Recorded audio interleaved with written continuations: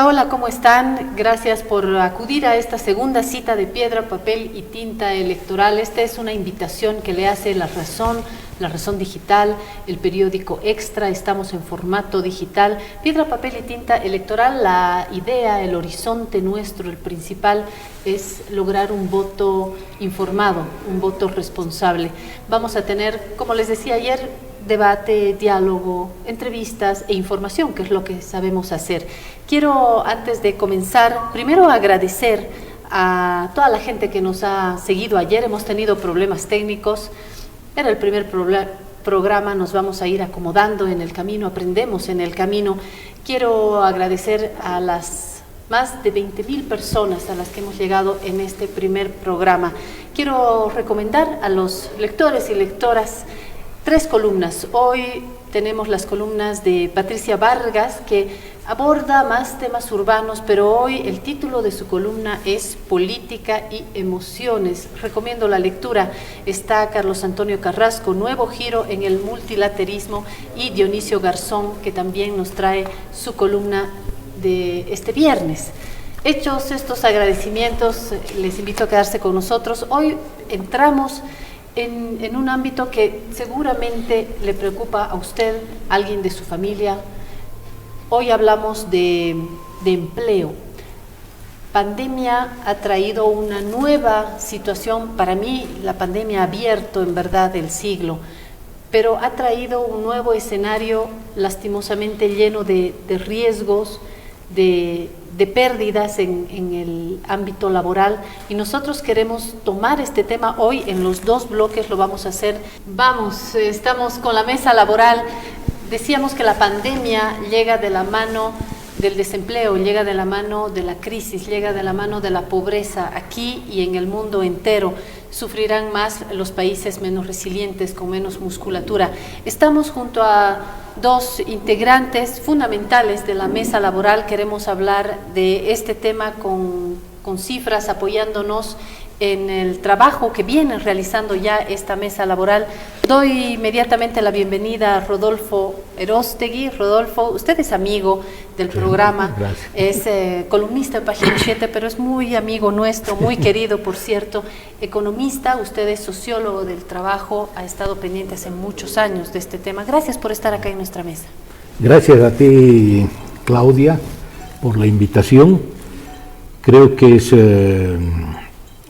debatir este tema en este momento es uno de los aspectos más importantes y más relevantes que se tiene que realizar en Bolivia, porque la búsqueda de caminos, de soluciones para este tema, tienen que ser escuchados de distintos ángulos y desde distintas perspectivas. Exactamente. Está a nuestra derecha Horst Greve, economista también, director gerente del Instituto Prisma y parte de esta mesa laboral. De hecho, le agradezco el haber hecho este puente, este vínculo, para poderlo analizar de una manera más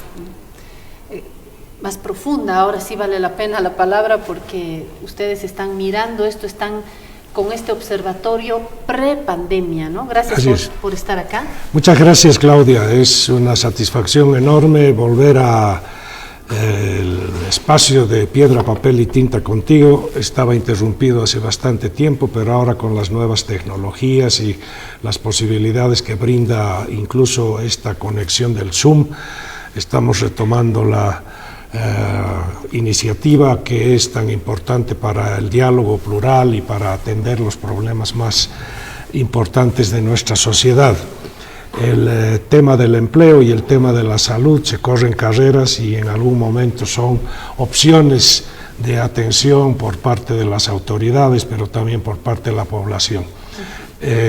Compiten en la situación de qué es primero, qué es segundo.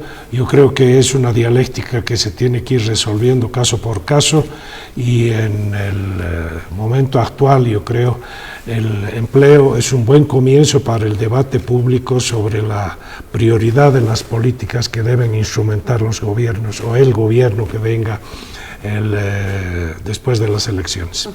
Hablando de Zoom, Horst, estamos en conexión vía Zoom con Cristian Amestegui. Me dicen si lo tenemos ya, por favor. Ahí está Cristian. Buen día, abogado, laboralista, uno de los principales especialistas en estos temas en Bolivia. Gracias por estar acá. Tiene la experiencia de haber seguido muchísimos casos y de haber sido consultado en numerosas plataformas. Gracias, Cristian, por estar con nosotros.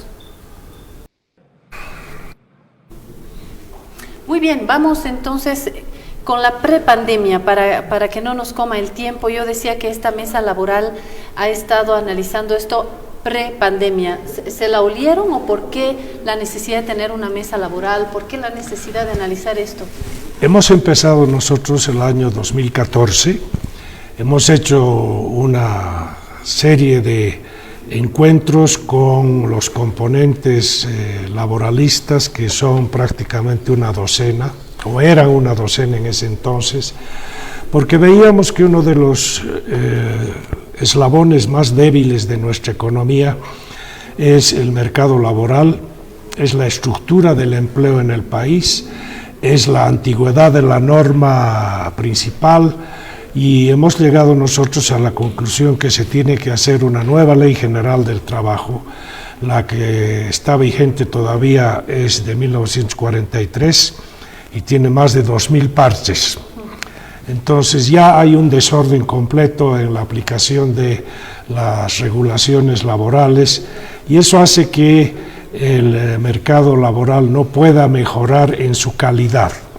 Es un mercado heterogéneo, donde hay una gran concentración de población en términos de empleo informal, que es aproximadamente 4/5 partes son informales, 1/5 parte son formales, y dentro de la formalidad todavía hay una estructura de un par de empresas que son las que ocupan la mayor parte del empleo, son las que más producen y menos emplean.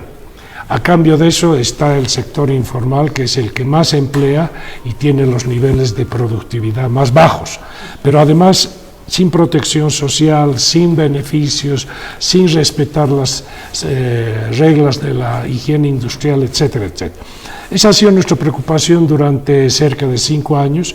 Hemos sacado un libro con una propuesta de nueva Ley General del Trabajo completa, que esperamos que pueda servir de base para la discusión de la próxima legislatura, cuando haya necesidad de realmente incorporar a todo lo que se había deteriorado en el pasado como calidad de empleo, las repercusiones y los impactos de esta pandemia que ya dura 7 meses.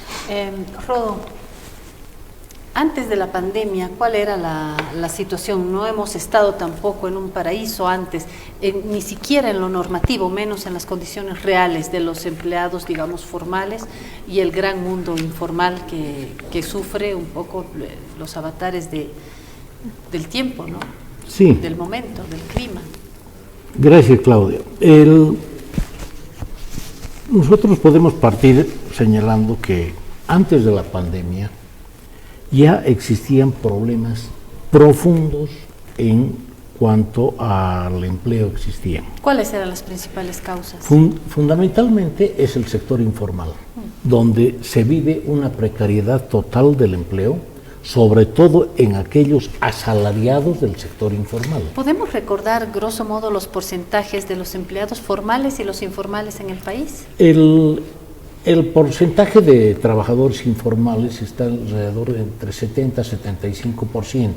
Eso significa que entre el 25 al 30% son trabajadores formales. Pero da la casualidad que entre los formales, el segmento más pequeño, ¿sí? Este segmento está constituido por las empresas unipersonales, que las podemos considerar no tienen cobertura de seguridad social de corto ni largo plazo. En realidad, estas empresas están precarizando. Yo alguna vez en tu periodo, porque colaboro bastante con ustedes, así es. Escribí un artículo, La cultura de la precariedad laboral, y me refería a estos segmentos, a las pequeñas y a las empresas informales, donde ya se hizo una cultura importante de trabajar en las peores condiciones posibles. No deja de ser una paradoja desde lo que me están diciendo, porque entiendo que hay un porcentaje mínimo de control, de aplicación de la ley, y hay un universo enorme de trabajadores a quienes no les llega la ley, ¿no? Vamos con Cristian.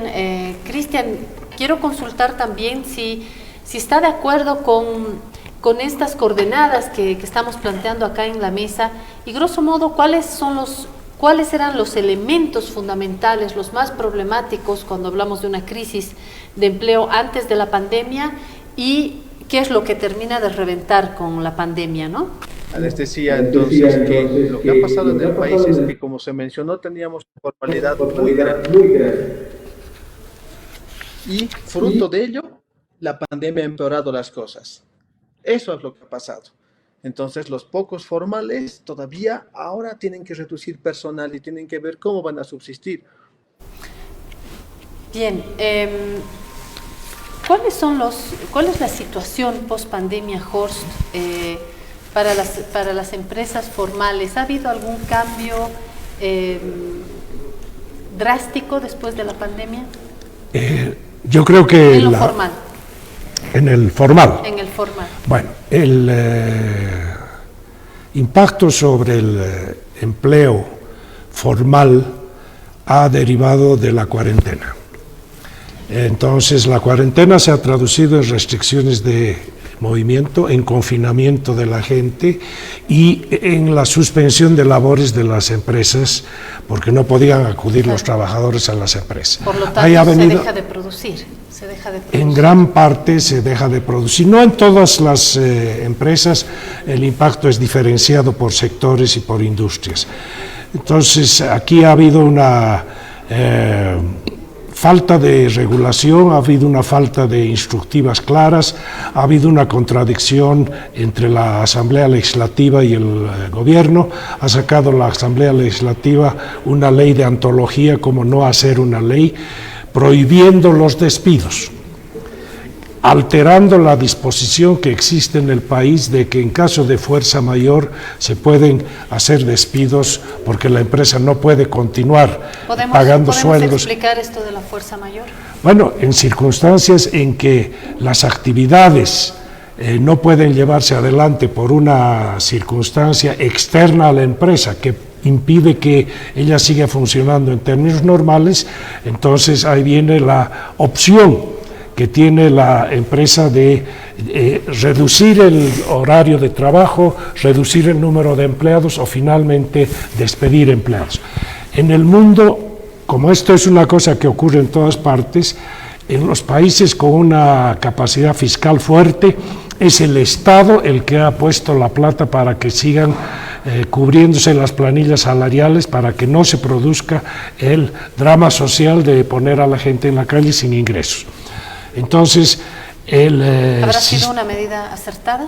Yo creo que en país como Alemania, donde han invertido una cantidad muy grande de dinero directamente para pagar las planillas de las empresas y sostener a la gente con horario reducido, pero con capacidad de funcionamiento. El segundo método es introducir una serie de mecanismos de trabajo a domicilio, trabajo en domicilio sería mejor, y finalmente ha habido la situación de los informales, que tampoco se pueden permitir el lujo de mantenerse durante mucho tiempo sin actividades. Para ellos el ingreso no es algo que viene, digamos, a fin de mes, viene todos los días. Entonces, el impacto que ha tenido la cuarentena impuesta por el Estado ha generado una circunstancia en el ámbito laboral cuya responsabilidad de corregir, mitigar y tratar de resolver es del Estado. Okay. Quisiera volver con Cristian sobre la fuerza mayor, un mecanismo que ha sido planteado por varias empresas. Cristian, usted está al tanto de varios casos. Me gustaría preguntarle si este ha sido algo repetitivo, cómo se traduce en el plano formal otra vez el caso de la fuerza mayor en muchísimas empresas se ha repetido con qué frecuencia y cuál ha sido el resultado y cuál es su posición en tanto que experto en este tema. Cristian. ¿Sí? Cristian, si nos escucha. Estamos con problema, ya. Vamos a tratar de solucionar el problema de internet de Cristian. Me voy con Rodo para preguntarle algo que a mí me surge del sentido común, ¿no? El teletrabajo funciona para quienes son oficinistas, quienes pueden pasar un texto, pero no puede teletrabajar ni el albañil, ni una trabajadora del hogar, en algunas fábricas los costureros.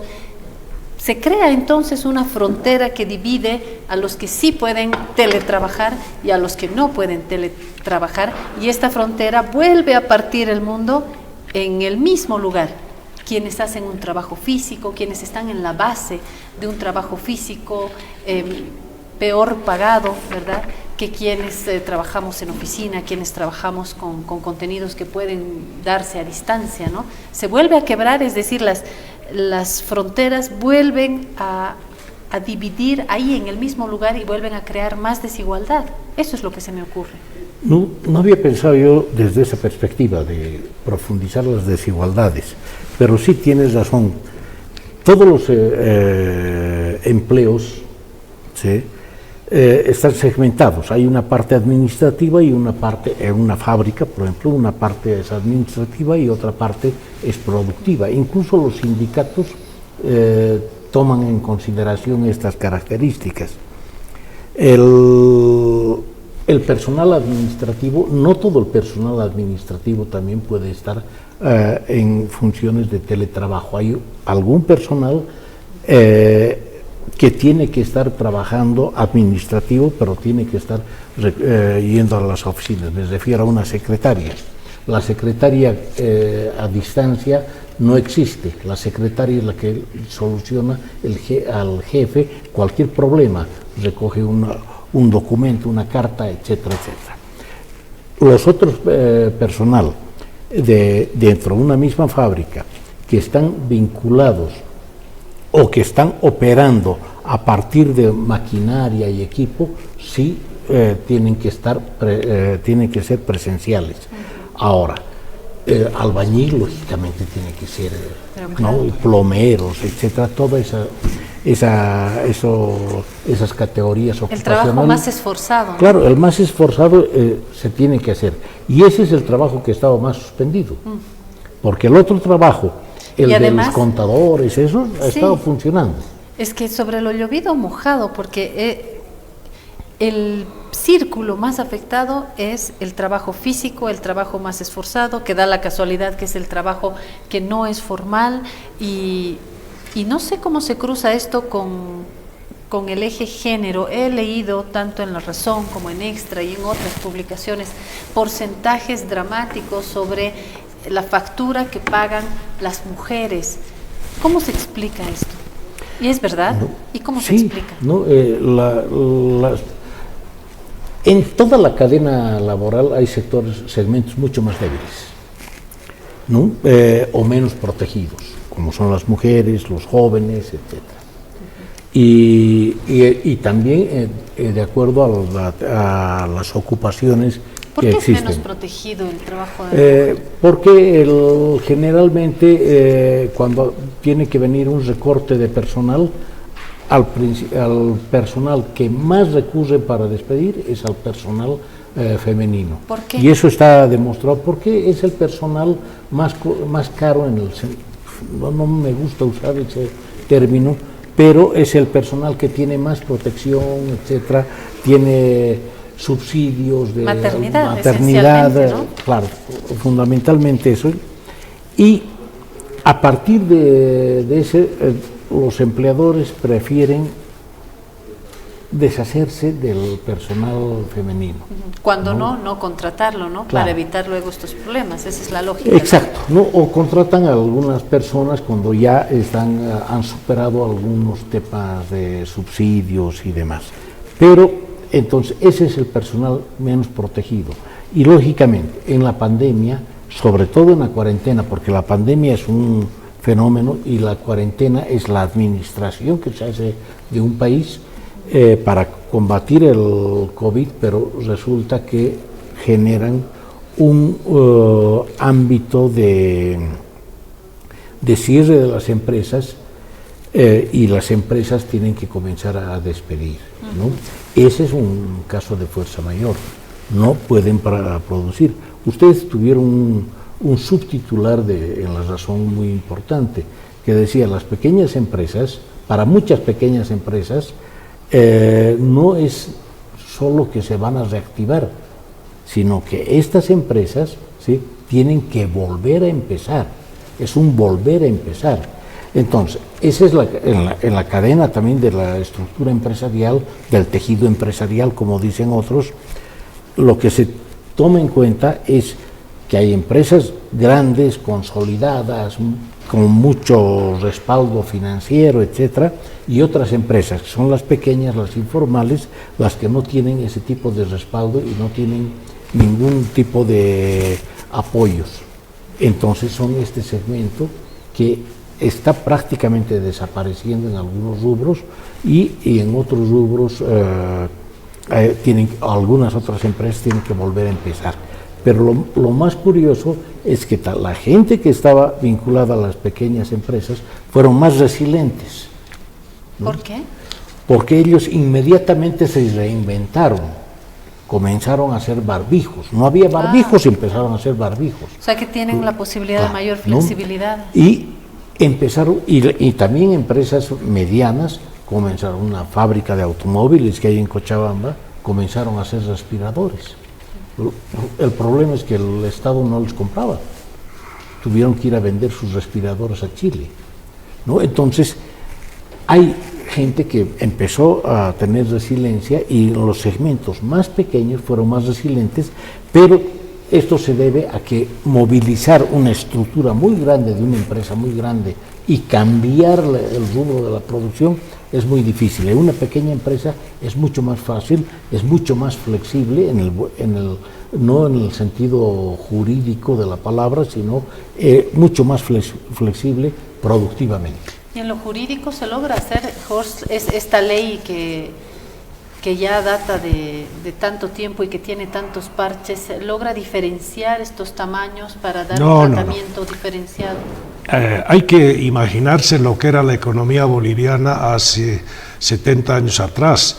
Yo creo que está desactualizada la ley del trabajo por el enfoque, por el cambio de la estructura económica en el país, la incorporación de nuevos sectores, la incorporación de nuevos derechos de los trabajadores, y lamentablemente no se ha podido cambiar la ley. Ha habido varios intentos, pero ¿quiénes se oponen? Se oponen los sindicatos, que son los protegidos por la ley, que son sobreprotegidos, y por esa razón no es una ley para fomentar el empleo. Nuestro proyecto, nuestra propuesta es para la Ley General del Empleo y el Trabajo, porque la ley debe fomentar la incorporación de las nuevas generaciones, de las nuevas cohortes de jóvenes a un empleo decente y un trabajo digno. Entonces, nuestra ley es una ley absolutamente desactualizada, y por eso la cantidad enorme de parches que entre sí son contradictorios. Entonces, los que están dentro, los que están protegidos y reciben una enorme cantidad de beneficios, no quieren mover ni un milímetro para abrir, para que los otros también se incorporen a la protección social. Entonces, la ley boliviana que se aplica todavía es enormemente costosa en términos de costo laboral, que es distinto a lo que recibe el salario de bolsillo el obrero. El obrero y el asalariado recibe, digamos, de un salario bruto de 100, recibe el 60%. Lo demás es contribuciones a las cajas, a la jubilación, que es muy importante, etcétera, etcétera, etcétera. Entonces, el costo laboral para las empresas es mucho más alto de lo que les paga a los asalariados en salario de bolsillo. Eso tiene que cambiar. hay que modificar una serie de cosas, pero obviamente no bajo una imposición desde el Estado unilateral, sino hay que hacer una negociación profesional, una negociación con cifras, con respaldos, con argumentos y no con la fuerza de la movilización y el bloqueo de cualquier cambio. Entonces estamos en una situación complicada que se ha agravado muchísimo más por la situación que tenemos en el país de dualidad de poderes entre la Asamblea Legislativa y el Ministerio de Trabajo, que ha estado funcionando, yo diría, con la vieja lógica que venía del pasado, en que ningún pleito debe salir a favor del empresario. El Ministerio de Trabajo tenía la instrucción, todos los fallos son a favor de los trabajadores, lo cual genera una situación irregular y la pandemia la ha agravado. Entonces, ahora yo pienso que lo que deberíamos empezar a discutir aquí en la mesa son las propuestas para salir con otra mirada, con otro enfoque, con otras características que sean equitativas, que corrijan gran parte de los defectos, que incorporen la equidad de género, que es sumamente importante en el país. Por todas las movilizaciones que han habido, todavía se está lejos de tener un tratamiento igualitario entre hombres y mujeres, etcétera, etcétera, etcétera, ¿no? Así es. Hablando de equidad de género, se va a incorporar una especialista en esto y en el mundo de la reflexión laboral también, Lourdes Montero. En un siguiente bloque vamos a invitar, esperemos tener una buena señal, ahora sí, vía Zoom, con Raúl Crespo. Lo hemos invitado a este diálogo. Él es presidente de la Cámara Departamental de Industrias de La Paz, para que nos diga cuál es la experiencia desde un sector que ha sido particularmente golpeado, el sector de la industria nacional. Vamos a un pequeño cortecito y volvemos con estos dos actores incorporados al diálogo.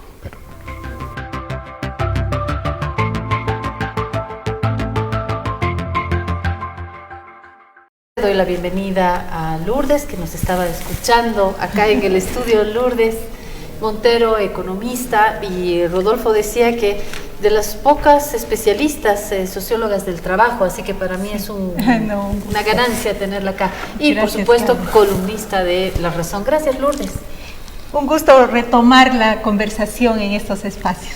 Post pandemia, ¿no? ¿Cómo ha pasado la pandemia, Lourdes? Así es. Con las dificultades de todos y todas, yo creo, ¿no? Con el desafío de tener nuevas formas de trabajo, nuevas organizaciones de trabajo, ampliación de las jornadas y con mucha preocupación sobre el futuro. Las mujeres, introducía yo la pregunta, usted me dará más precisión. ¿Qué explica el hecho que las mujeres hayan sufrido más el desempleo o situaciones más precarias en el empleo cuando una es mujer? Hay muchas explicaciones. La estructura del mercado de trabajo es el centro de esta tensión, ¿no? Tenemos que entender de que 7 de cada 10 mujeres que trabajan lo hacen en el mercado informal, ¿no? Y según un estudio que hemos realizado con el aporte de la Fundación ARU, 89% de la población ocupada no puede hacer teletrabajo. Es decir, nuestro mercado laboral es esencialmente físico, manual, de relacionamiento, ¿no? Las principales industrias que se han visto golpeadas son la agricultura, la manufactura y los servicios. Y la mayor parte de las mujeres estábamos en la manufactura, pero principalmente en los servicios. Ahí teníamos 2.3 millones de personas trabajando y ha sido donde la pospandemia ha golpeado muchísimo, ¿no? Y tenemos que, yo creo que entender... ¿Golpeado es pérdida de empleo, un menor salario? ¿Cuáles han sido los elementos que han traducido esta pérdida? Sí. La pospandemia debe entenderse en 3 momentos, ¿no?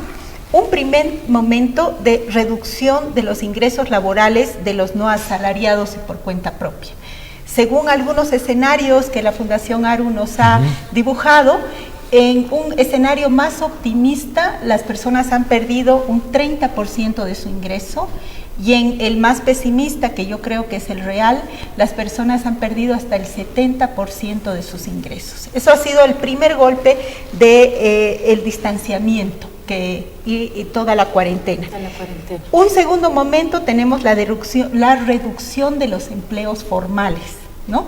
La reducción de los empleos formales nos revela que ahorita estamos con una tasa de desocupación del 11.8%, 2 dígitos. Siempre nos espantábamos de pasar de un dígito a 2 dígitos. Ahorita estamos con 2 dígitos. Estamos hablando de 434,000 personas que están sin empleo. Y antes de la pandemia, vamos a decir, el año 2019, teníamos entre 4.3, máximo un 5% de desempleo abierto. Es decir, estábamos con un mercado de trabajo de 160,000 personas desempleadas. Imagínate esa brecha. Ahorita tenemos 434,000 personas que están desempleadas. Ese es un segundo momento de desempleo, ¿no? Y el tercer momento, yo creo que lo vamos a ir viviendo progresivamente, tiene que ver con la transformación de los propios empleos. El teletrabajo, tal vez vamos a ver muchos más teletrabajos, más niveles de explotación, más niveles de trabajo que no estén regidos por el mercado de trabajo, porque siempre hemos dicho que en Bolivia teníamos tasas bajas de desempleo abierto, porque la gente no podía darse el lujo de estar desempleada. Entonces podía aceptar otro tipo de relaciones laborales, ¿no? Otros tipos de pago que estén al margen de la Ley General del Trabajo. La primera discusión de este panel estaba muy centrado en la Ley General del Trabajo. Yo creo que es muy importante rediscutirla en este momento. Creo que hay condiciones políticas para rediscutirla. Los actores están dispuestos a ellos, necesitamos empleos. Entonces, es bueno. Pensé lo contrario, Lourdes. Pensé que no era un buen momento para discutir, porque como estamos con prisas, urgencias, conflictos políticos, no era el momento de discutir las leyes, y que en este momento los actores clave iban a decir que pasen las elecciones, que pase todo esto. ¿Las posibilidades reales de discutir esta ley estarán tan a mano? Yo creo que sí. Yo creo que ahorita las personas necesitan empleo, y justamente ese es un ambiente propicio para que los sindicatos, que son como el núcleo más duro que se radicaliza en la ley del trabajo. ¿Coincide con Horst que los sindicatos se radicalizan para proteger el núcleo que hoy está protegido y no permite universalizar, digamos, o ampliar el universo, en verdad, ampliar el universo de quienes puedan ser protegidos por una nueva ley? Yo creo que hay un conjunto de sindicatos que está fuera de la ley. Voy a hablar de las trabajadoras del hogar, por ejemplo. Hace años vienen peleando los sindicatos afreros, es decir, hay muchos trabajadores que están fuera, y que yo creo que ahorita son voces que podríamos sentar a la mesa para comenzar a discutir una ley más adecuada al contexto actual. ¿Será posible entre este periodo preelectoral y electoral poder lograr algunos consensos, Rodolfo? Yo creo que no. En esta coyuntura de aquí al 18 de octubre, y si hay segunda vuelta después, creo que no es bueno poner en la mesa de discusión el tema de la Ley General del Trabajo, pero con la nueva legislatura inmediatamente yo creo que se tiene que comenzar a discutir. Hay una predisposición de los actores, de los trabajadores, de los desempleados, de los propios empleados de las grandes empresas, que están queriendo discutir, porque se están dando cuenta que entra en una gran contradicción lo que dice la Ley General del Trabajo y las nuevas formas que están adquiriendo el trabajo, el teletrabajo, por ejemplo. Van a trabajar estas personas, ¿sí? ¿Con qué horario? ¿Cuál es la jornada laboral? ¿Cuándo se empieza? ¿Cuándo se termina? ¿No? ¿Cómo se controla este tipo de jornada? Porque en una empresa se tiene que chequean a la entrada, chequean a la salida, y sabemos exactamente cuántas horas ha trabajado un trabajador, pero en el teletrabajo ya no hay eso. Y así están ocurriendo muchos fenómenos que están presentándose. Cuando había el problema de que un día sí podía salir y un día no podía salir por la terminación de tu carnet de identidad, resulta que los empleadores, muchos empleadores, no todos, ingresaba un trabajador y trabajaba la jornada que le correspondía ese día, y la jornada después se quedaba a hacer un segundo turno, se dobleteaba, decían, para trabajar el turno del día que no iban a venir. Es decir, trabajaban 16 horas, ¿sí? Entonces, que les daban comida, les daban todo, pero son 16 horas. Eso está en contradicción con la Ley General del Trabajo. Por consiguiente, hay una gran disposición tanto de los trabajadores actuales protegidos por la Ley General del Trabajo como por los desocupados que quieren ingresar, y los empleadores están poniendo trabas porque contratar a una persona se está haciendo cada vez más difícil. Pero el problema más serio es en las pequeñas empresas, que antes muy poco llegaba la Ley General del Trabajo, o muy pocos trabajadores estaban protegidos por la Ley General del Trabajo, o podían hacerla efectiva cuando se sentían abusados y recurrían al Ministerio de Trabajo. Pero estas empresas no estaban en los marcos de la estructura mismo que tiene la Ley General del Trabajo. La Ley del Trabajo ha sido pensada, y casi toda la política laboral, en torno a lo que es las grandes empresas. Legislamos a partir de las grandes empresas para pequeñas empresas que no pueden cumplir los mandatos de la ley. Es lo que decía Horst, ¿no? Sí. Los tamaños. ¿Quién nos va a hablar de la experiencia hoy en esta pospandemia, pre-pandemia y pospandemia? Es Raúl Crespo, que está con nosotros vía Zoom. Vamos a tomar el contacto. Ahí está Raúl Crespo, presidente de la Cámara Departamental de Industrias de La Paz. Primero quiero agradecerle por sumarse a esta propuesta de diálogo sobre el empleo. Yo sé, lo sé porque además una empresa como esta empresa periodística forma parte del sector industrial, y sé de los desafíos que se han planteado, de los sufrimientos que se han planteado en este rubro. ¿Cómo lo están viendo ya? Me imagino que tienen una fotografía, Raúl, en el sector industrial en el país, pero particularmente en el departamento. ¿Cómo está, Raúl? Bueno, muy buenos días. Un saludo muy cordial a todos los panelistas que nos acompañan esta mañana. Bueno, nosotros como industriales realmente estamos muy preocupados. Todo lo que se ha dicho y lo que han manifestado los panelistas, pues estamos plenamente de acuerdo. Nosotros nos preocupa porque el tema del trabajo lógicamente va muy ligado al costo laboral, a la productividad. Y si hoy en día tenemos que en Bolivia se paga, es uno de los salarios más caros de Latinoamérica, con una de las productividades más bajas. Por ejemplo, en el caso de Chile, ellos tienen una productividad de 284% más alta que la nuestra, y solamente tienen un 41% de salario más alto que el nuestro.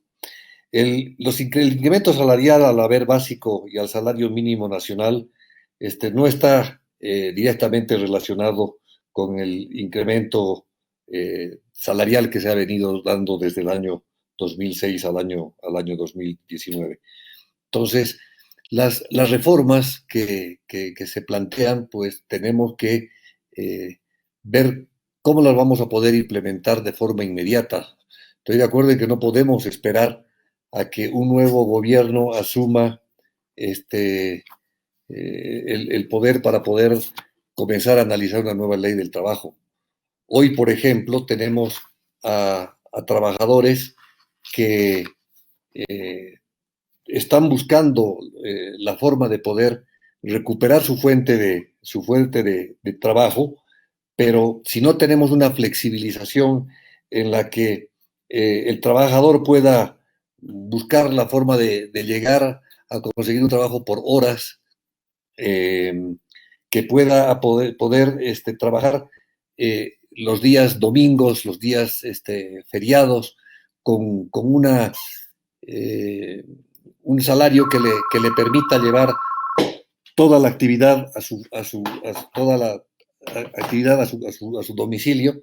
En estos momentos el derecho al trabajo no se lo podemos negar a nadie, pero ¿qué es lo que está sucediendo? Las empresas hoy día con todas las presiones que tenemos del gobierno a través del Ministerio del Trabajo, se ven en muchas dificultades de poder seguir manteniendo a muchos trabajadores que no llegan a cumplir una jornada laboral porque la misma actividad dentro de la empresa se ha visto reducida. Y al tener que pagarles un sueldo general, a las empresas las ponen en grandes dificultades y lógicamente lo que queda más próximo es pues despedir al trabajador o cerrar la empresa. Si en este momento podríamos conseguir una mejor predisposición de parte de las autoridades para flexibilizar el trabajo, yo creo que podríamos recuperar a muchos trabajadores que hoy día no están trabajando. El diálogo, si alguien quiere hacerle alguna consulta, Raúl. Sí, gracias, Raúl. Quería preguntarle, pensar la jornada creo que ya es un concepto del pasado, ¿no? Porque tiene que ver con el tiempo físico del trabajador en la fábrica. Ahora tenemos que tener criterios mucho más amplios, más flexibles, ¿no? Usted nos ha hablado de que sería clave la flexibilización laboral y la baja de salarios. ¿Qué otras propuestas podrían tener ustedes para recuperar el empleo sin generar pobreza? Bueno, se tiene que trabajar una política de incentivo a las inversiones para buscar una mayor productividad y generación de empleo dentro de las empresas. Por ejemplo, la liberación del impuesto a las utilidades, generación de nuevos empleos, y esto ayudaría a generar, como digo, nuevos empleos en los próximos años.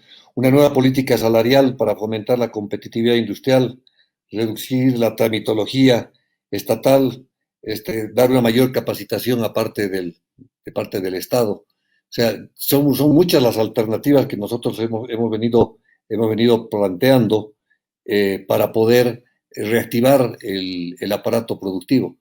O sea, no podemos seguir trabajando cuando el Estado no ha podido solucionarnos el problema que lo venimos solicitando desde el mes de mayo, junio. El aparato productivo está en este momento prácticamente paralizado y lógicamente no hay muchas alternativas en este momento para poder mejorar de forma inmediata el empleo y el aparato productivo. Horst, Rodolfo, ¿alguien quiere hacer alguna consulta? Sí, yo, más que consulta, yo quisiera ver la posibilidad de que se pudiera avanzar en un diálogo a nivel nacional para no la próxima Ley General del Trabajo, sino para resolver los problemas que ha puesto en evidencia la situación de la pandemia y la subsiguiente cuarentena. Y dentro de eso yo creo que hay que tener en cuenta la situación de los diferentes actores que deben intervenir. Imposible pensar que se pueda juntar en la Asamblea Legislativa hoy el suficiente conocimiento para proponer una ley. Pero el trabajo preparatorio de la ley, los criterios, los elementos, los lineamientos, las condiciones, se pueden hacer desde hoy día cuando hay una posición más receptiva por parte de todos los trabajadores. En primer lugar, la parte de los empleadores. Raúl nos ha planteado que tiene que haber una serie de flexibilizaciones en el ámbito tributario. Yo creo que esa es una competencia del Ministerio de Hacienda. Yo creo que lo que debemos presionar todos es que el Ministerio de Trabajo, que es la principal tranca hoy en día para que se pueda hacer que la gente mantenga su trabajo en nuevas condiciones que tienen que ser negociadas entre las partes y tienen que ser negociadas de una manera equitativa, con una cierta supervisión de la sociedad. Ha habido un planteamiento de parte de la empresa privada, no sé si la respalda Raúl Crespo, que es la de la tregua regulatoria. Quiere decir, se suspenden todas las restricciones que impone la ley del trabajo y sus reglamentos, y los empleadores verán qué es lo que les conviene hacer y cómo resuelven con los trabajadores. Es una disposición asimétrica, es una disposición que no toma en cuenta la posibilidad de llegar a un acuerdo con los trabajadores, porque los trabajadores van a ser más receptivos a ciertas reducciones porque salen de la emergencia de la fuerza mayor, y eso les permite, sin embargo, mantener su empleo, aunque sea por menos horas. No sé si reitera, digamos, la idea de la tregua regulatoria. Sí, ¿qué es lo que está sucediendo? En este momento, por ejemplo, una empresa que se encuentra en dificultades y tiene que reducir su personal, y llega a algún acuerdo con con uno de sus funcionarios o trabajadores para poder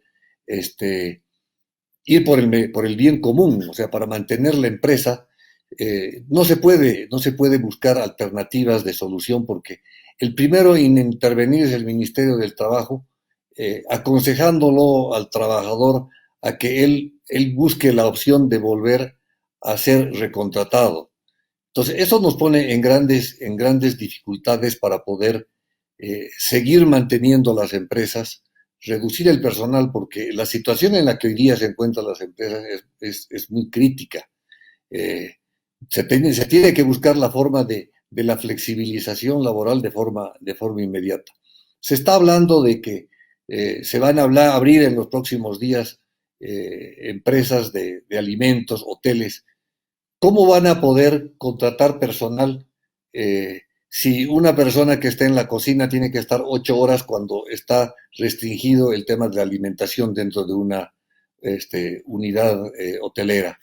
¿O cómo van a poder contratar al personal de limpieza si durante el tiempo que tiene que cumplir su horario de 8 horas puede realizar su trabajo en 4 o 2 horas? O sea, la flexibilización y la forma de que el empleador tenga que trabajar tenga que acordar con el trabajador es muy importante.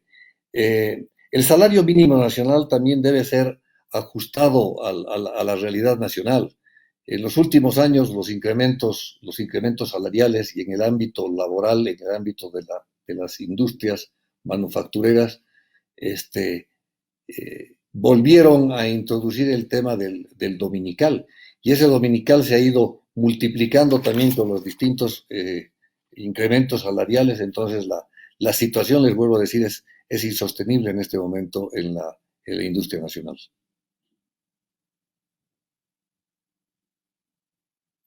Sí, yo quería una consulta muy puntual.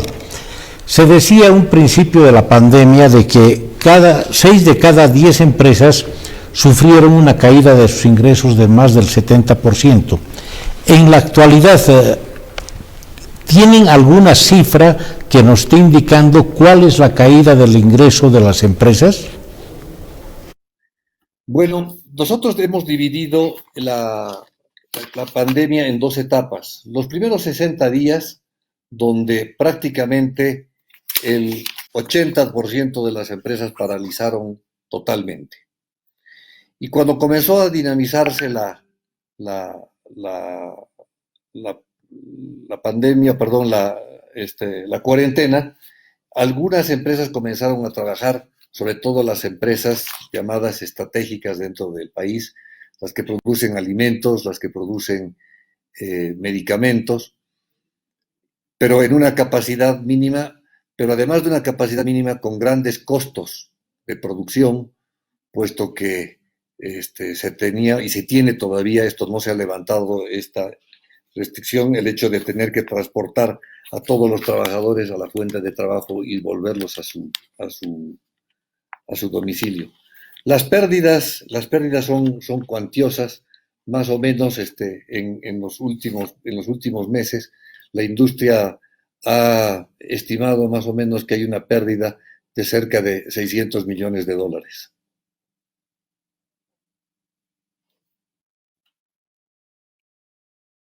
Por los datos. Mi pregunta, mi preocupación, en verdad, y la de muchas personas en este momento en el país, es quién se hace cargo, porque está claro que hasta nuevo gobierno y posibilidades de una nueva ley, quien está sin empleo no va a esperar.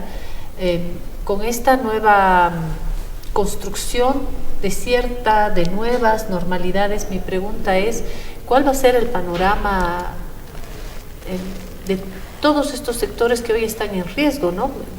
Como decía Lourdes, una disminución salarial o de ingresos en lo formal y en lo informal, desempleo? Esto se va inmediatamente a la bolsa de la pobreza, y de hecho los índices ya nos están mostrando, ¿no es cierto?, que la pobreza es una de las principales preocupaciones y sufrimientos del país. ¿Quién se hace cargo? No sé si podríamos hablar de repente de otras experiencias, ¿no? Tú dices quién se hace cargo. Yo creo que nadie se ha hecho cargo, ¿no? En la crisis, ni siquiera de la crisis sanitaria, menos aún de la crisis económica que viene en adelante, ¿no? Todos los candidatos ofrecen empleo. No he oído ninguna propuesta concreta de cómo va a generar ese empleo. Ese es el problema, ¿no? La CEPAL ha hecho cálculos de que como vamos, nos tomará 13 años recuperarnos y estar en el mismo nivel que estábamos antes de la pandemia. Entonces, imagínate ¿Datos de la CEPAL para el país o para la región? Datos de la CEPAL para la región, pero, por ejemplo, prevé un decrecimiento de 5.3% para la región, y para Bolivia prevé 5.9%, peor que la región, ¿no? Porque también nuestro modelo de empleo es muy precario y, como tú dices, golpea directamente en la pobreza y la extrema pobreza. Ya veníamos el 2018-2019 incrementando levemente los niveles de pobreza. Todo lo que habíamos hecho, lo que habíamos logrado en términos de reducción, ya estaba teniendo riesgos. Ahora va a ser mucho peor. Y el empleo en un país como Bolivia es el factor central para el incremento de crecimiento de la pobreza, ¿no? Entonces, esto nos preocupa fundamentalmente. Pero yo quisiera introducir un tema más. Ha habido realmente una explosión del problema del cuidado.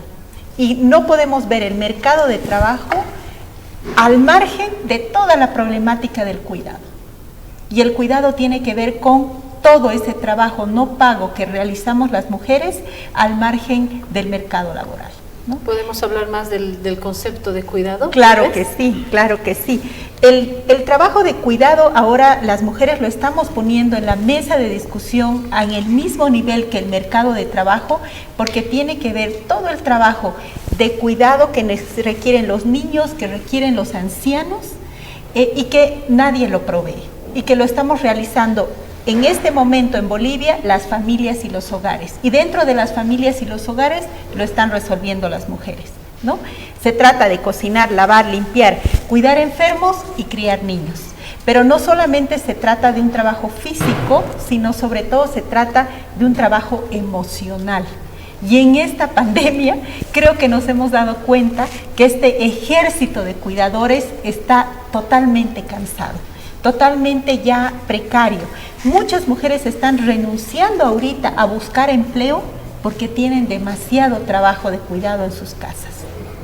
Esto otra vez se va a la bolsa de la pobreza y de la violencia también, porque es otro elemento que no tiene que ver con el empleo directamente, pero ha sido otro de los datos también que nos ha golpeado durante la pandemia, y es que cuando hemos estado encerrados en nuestros hogares, los niveles de violencia hacia los mismos sectores vulnerables, ¿no? Niños y mujeres, ha crecido. Entonces hay una tensión. El ingrediente emocional que plantea Lourdes me parece que no es menor en medio de esto. Sí. Yo creo que el dato que debemos tomar en cuenta es el fenómeno del COVID-19 ha revelado todas las flaquezas, las debilidades, las asimetrías, las brechas de las sociedades en el mundo. En particular, los países menos desarrollados son los que han sufrido mayores consecuencias. Dentro de eso, los países han reaccionado de diferente manera según sus estructuras políticas, sus capacidades fiscales, su capacidad de llegar a acuerdos entre los diferentes actores del empleo y de la sociedad en general. Bolivia es el país de América Latina que ha hecho menos esfuerzo para resolver desde el Estado la situación que se ha creado por un factor externo, pero cuya obligación cae en el Estado como el representante general de la sociedad para encontrar soluciones. Y por otra parte... ¿Por su carácter transitorio de repente? No, yo creo que había necesidad de aplicar medidas de excepción a una situación excepcional, había que cambiar la actitud, había que predisponerse a una conversación entre los bolivianos y los diferentes actores para resolver parcialmente, pero en conjunto, las situaciones de emergencia, y después vamos a estar viendo cómo se regresa a una nueva normalidad que por ningún motivo va a ser la que prevalecía en el pasado. Lo que se necesita es un acuerdo, o varios acuerdos, y lo que ha brillado por su ausencia ha sido el sistema político, el propio gobierno que le ha trasladado a las municipalidades y a las gobernaciones la responsabilidad, por lo tanto han hecho prescindencia de su responsabilidad intrínseca por ley, por mandato político y por responsabilidad humana. Entonces la gente se está defendiendo como puede y obviamente está cargando todo el peso de la emergencia sobre las espaldas de los más débiles. En este caso son las más débiles. Vamos a hacer una pequeña pausa, la última en este programa, y volvemos enseguida dando ya la vuelta, intentando encontrar, además del diagnóstico, cómo avanzar hacia adelante, claro, ¿no? Volvemos enseguida. Este es el último tiempo en este diálogo. Quiero decirles que Cristian Améztegui hemos tenido juntos problemas técnicos, pero él va a volver en algún otro momento porque creemos que hay que sostener este tema. Quiero agradecer también el contacto con Raúl Crespo, presidente de la Cámara Departamental de Industrias de La Paz. Creo que en este bloque ya podremos empezar a darle una vuelta, no conclusiva, porque este es un tema que por la información que ustedes ponen sobre la mesa es un problema que vamos a tener de aquí a un buen tiempo. No se soluciona ni con el nuevo gobierno, ni con la ley, ni con medidas ahora, porque el agua está en el cuello, ¿no? Una vez estaba yo en mi auto y una señora me golpeó el vidrio y yo no sabía si la conocía o no. Le abro y tratando de recordar porque parecía que me quería saludar y me dijo: mira, quería cobrar un bono, disculpa que te moleste, quería cobrar un bono, no pude cobrar el bono.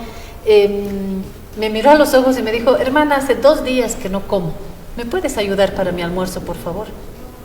Y yo creo que esa fue una señal de que esto nos va a hacer vivir un túnel muy complicado y que va a tener sus repercusiones no solamente en esas personas, o que se ha quedado con una reducción del salario, o que ha perdido el empleo, o que nunca tuvo un empleo formal y que hoy tiene que ver qué vende, más la violencia, no solamente dentro de los ámbitos privados, sino la violencia, ¿no?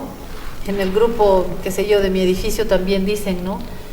Ya hay violencia, van a saltar los venezolanos, y ahí comienzan a surgir los estereotipos, empezamos a desconfiar. Da pena y no sé bien cuál es el camino, desde dónde se puede aportar, qué se puede hacer cuando uno no es gobierno, cuando uno es analista o medio de comunicación. ¿Por dónde le entramos a esto, no?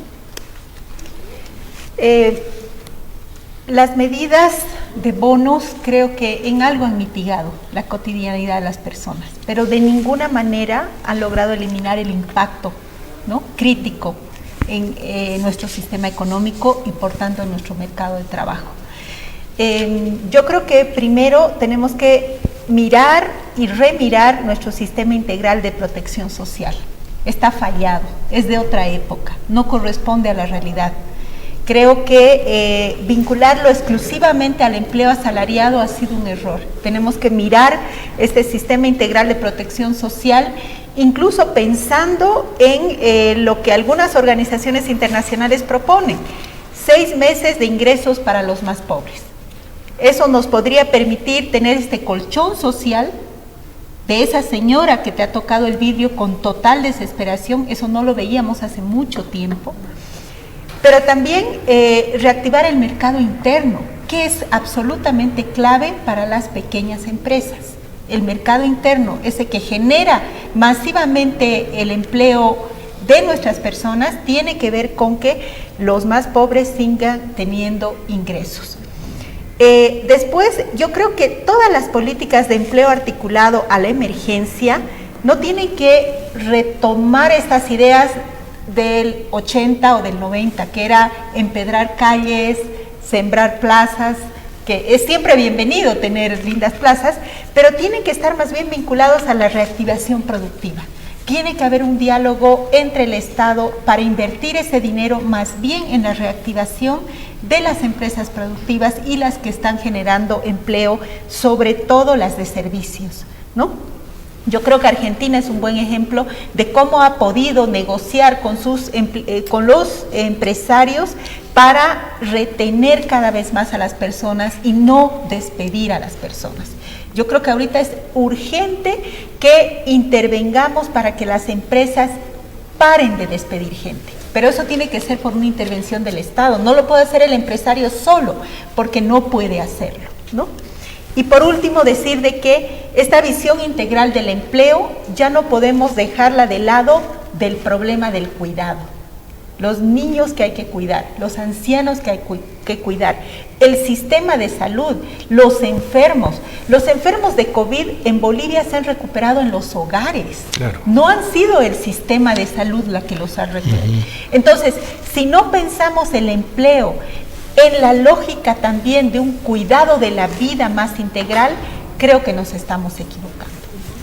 A esto hay que añadir también la musculatura de cada país. Citaba Argentina, pero yo la última noticia que recibí de Argentina es un 40% de pobreza, un país que está a punto de reventar también por otros elementos políticos, económicos, pero también fruto de la pandemia. Y siempre me pongo a pensar que una solución que se plantea en Alemania por el físico que pueda tener un determinado país en la economía es diferente al que podemos tener en la región. Entonces, nuestro próximo programa va a tener que ser cómo financiamos todo esto. Bueno, es parte del tema, ¿no? La necesidad de hacer un financiamiento, y en ese sentido yo creo que la primera recomendación desde la perspectiva analítica, desde la perspectiva intelectual, es desarmar los conflictos artificiales políticos que afectan a la situación del empleo y de la gente. Yo creo que el Estado, en sus 3 componentes, judicial, legislativo y ejecutivo, tiene que hacerse cargo de la miseria que se está generando en estas circunstancias, tiene que apoyar a las iniciativas que vienen espontáneamente de la gente. Yo creo que se necesita apoyar a los que se han inventado nuevas maneras de ingreso, de venta. Han aparecido un montón de actividades que no había antes por creatividad y necesidad propia, pero que no vengan inmediatamente a imponerles una serie de normas y legislaciones que son imposibles de cumplir en una situación de emergencia, y donde hay segmentos de la sociedad que están estresados por el encierro, por el confinamiento, porque las viviendas no están hechas para tanta gente todo el día, y donde las circunstancias, aunque no haya violencia física, hay una situación emocional que cada vez lleva a estresamientos y colapsos espirituales y demás. Entonces yo creo que se necesita un esfuerzo de exhortación, y que la clase política debe apoyar también con un compromiso de atenderlo más rápidamente y cooperativamente esto. Los empresarios, los trabajadores, el gobierno con las autoridades tienen que hacer medidas imaginativas para lo concreto que está ahí. no para la oferta, cuando tengamos el internet más rápido del planeta o cuando tengamos ya todas las casas habilitadas con laptops de última generación. Ahora se necesita aproximarse unos a otros para ir resolviendo los problemas porque la situación es grave. Sí. De hecho, estamos con Raúl Crespo en conexión Zoom. Raúl, de hecho, yo estoy recordando que la Cámara Nacional de Industrias tuvo un acercamiento con el Ministerio de Trabajo, con otras autoridades. La pregunta que hago es esta: ¿qué hace la Cámara Nacional y Departamental para atender a los suyos, pero también como una parte importante de este tablero, como una ficha importante de este tablero, ¿no? ¿Qué me dice Raúl? Perdón, no te quería la pregunta, ¿podría repetirme? Está entrecortado. Después de escuchar a Horst Greve sobre el llamado que hace a todos los actores, mi pregunta es: ¿cómo hace la Cámara de Industrias en su nivel nacional y departamental para atender a sus afiliados, pero también para asumir un papel en medio de esta sociedad que está sufriendo muchísimo, sobre todo en lo económico? No hablo ni siquiera de la crisis política, de la polarización política, que es más lo que perjudica que lo que ayuda. ¿Cómo hacemos para, en medio de esta crisis, poder aportar desde donde estamos? ¿Lo han planteado también en la Cámara, Raúl? ¿Y cómo se atiende a sus afiliados, no? Son muchos desafíos. Nosotros hemos tendido todos los puentes posibles con las autoridades de gobierno, especialmente con el Ministerio del Trabajo, para tener un acercamiento y de esa forma evitar el cierre de nuestras empresas afiliadas. Lamentablemente no hemos tenido una colaboración, una predisposición, mejor dicho, para poder llegar a acuerdos y para facilitar el diálogo entre los trabajadores y la empresa a través de las unidades en los distintos departamentos del Ministerio del Trabajo.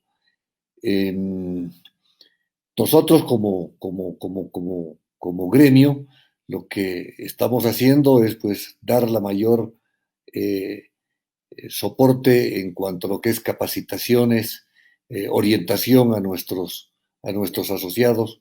Mucho no podemos hacer. Las empresas van a poder salir adelante el momento que se pueda lograr un soporte económico, sobre todo para que podamos reactivarnos.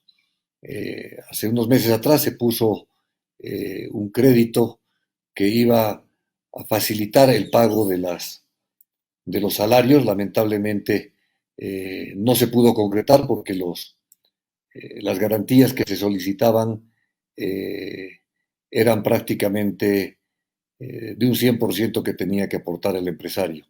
El requerimiento que nosotros hemos hecho es de que el Estado colabore con las garantías hacia las instituciones bancarias para que se pueda viabilizar o flexibilizar. En los últimos 15 días ha salido ya la reglamentación para poder obtener el crédito 123, donde el gobierno pone el 50% de las garantías y el empresario tiene que aportar con el otro 50%. Lamentablemente esto no es suficiente, porque si las empresas en este momento se encuentran en dificultades, es muy difícil poder tener números en los que pueda respaldar un crédito en la medida de su requerimiento. Entonces, como sector industrial estamos haciendo todas las posibilidades para poder lograr acercamientos, para poder llegar a consensos, pero solos no vamos a poder. Yo creo que es una actividad en la que tiene que jugar un papel muy importante la sociedad en su conjunto, y sobre todo pues el poder legislativo, el poder ejecutivo, y sentarnos en una mesa de diálogo para poder buscar salidas que nos puedan llevar a mitigar y por supuesto poder no llegar al desastre. Lo que tú comentabas hace un momento, pues yo creo que se lo ve todos los días, y todos los días tenemos personas que están atravesando situaciones muy difíciles en el país.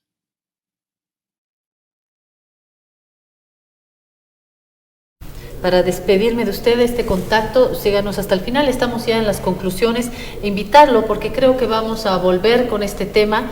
Gracias por su tiempo, por esta conexión. Raúl Crespo, presidente de la Cámara Departamental de Industrias de La Paz, que me consta ha tenido acercamiento con ahora con el ex ministro de Trabajo, con el ministro Mercado, y me imagino que reciben también en sus mesas una serie de casos que se van presentando, ¿no? Nuestra empresa, por ejemplo, hemos acudido y hemos puesto nuestro caso a preguntar a ver qué se puede hacer.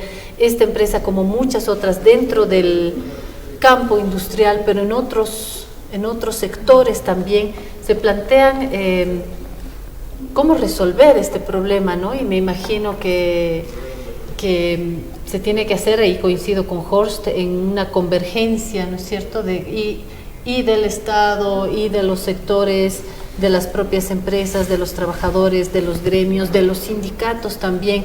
Pero es muy complicado porque cuando alguien en este momento está viendo de dónde saca para comprar la cebolla, el hijo que no está yendo a clases, situación de violencia, incertidumbre política, incertidumbre económica, es lógico decir vayamos al próximo gobierno, pero hay quien dice mi almuerzo de hoy no va a esperar hasta el próximo gobierno, ¿no? Y tiene toda la razón. Sí. Claro. Ahora, pero retroceso en pobreza, todo lo que tú acabas de anotar, todos esos elementos, pero parece que en este tema del empleo, de las relaciones laborales, es como si la sociedad haya dado una tregua, ¿sí? Y está nadando, está en el medio del mar o del lago, sobreviviendo y nadando, y no sabe en qué dirección.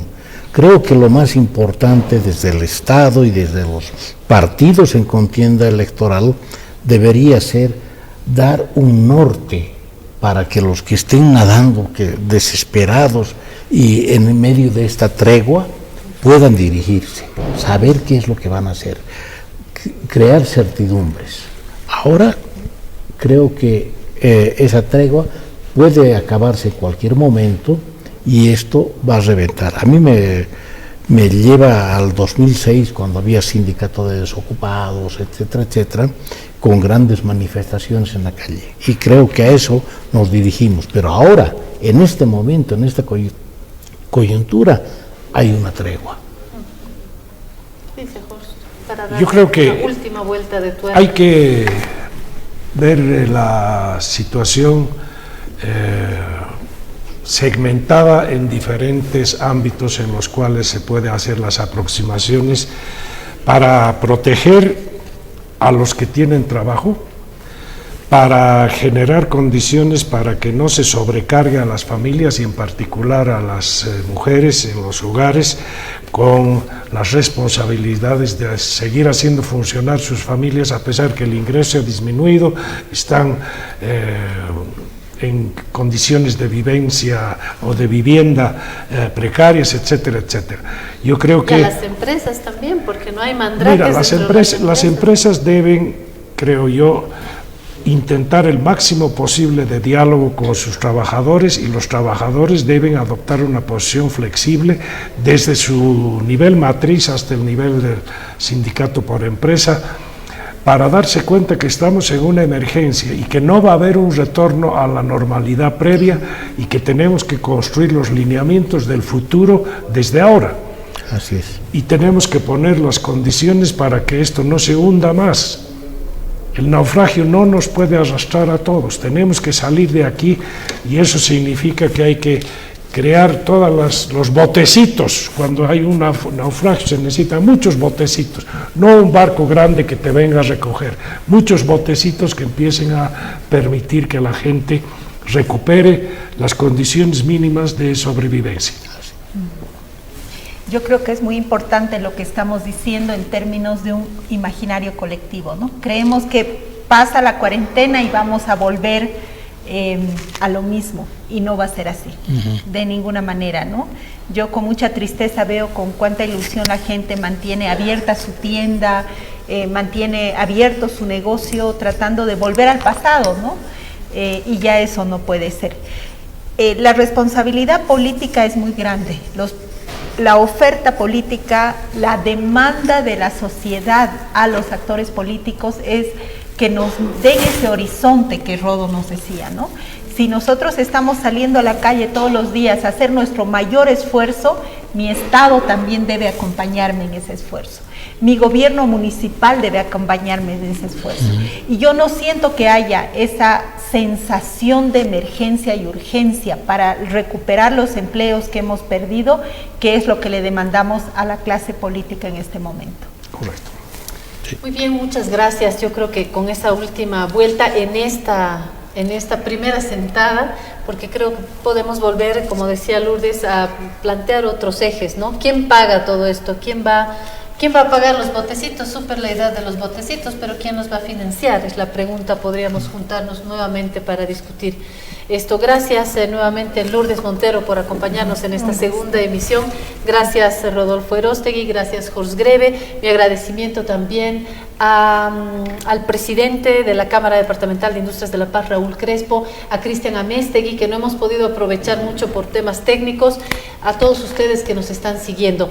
Mi promesa como equipo acá es mejorar. Mañana vamos a estar afinando los temas técnicos, y quiero nuevamente hacerles la invitación a que nos acompañen en este espacio, en este formato digital, pero también en la lectura de La Razón, de Extra, de La Razón Digital. Tenemos un abanico valiosísimo de columnistas que están pensando y los temas políticos y los temas económicos también. Gracias por su atención y nos vemos mañana a las 10 de la mañana. No, mentira, nos vemos el domingo. Vamos a tener el lunes a las 10 de la mañana, pero el domingo es muy posible que estemos llegando con una entrevista especial. Le vamos a estar informando en La Razón y en Extra. Que tenga una bonita jornada.